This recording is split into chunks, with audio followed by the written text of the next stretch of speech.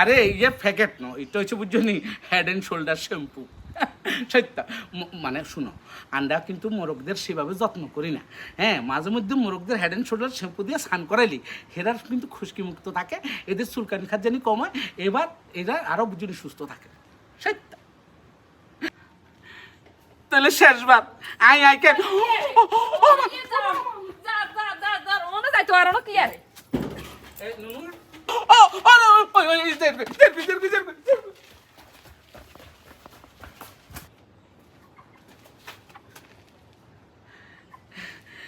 কাকুলি, কাকুলি,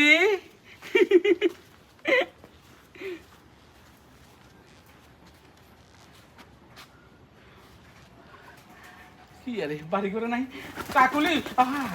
আরে আহারে তোরা অসুস্থ অসুস্থ কাকুলি।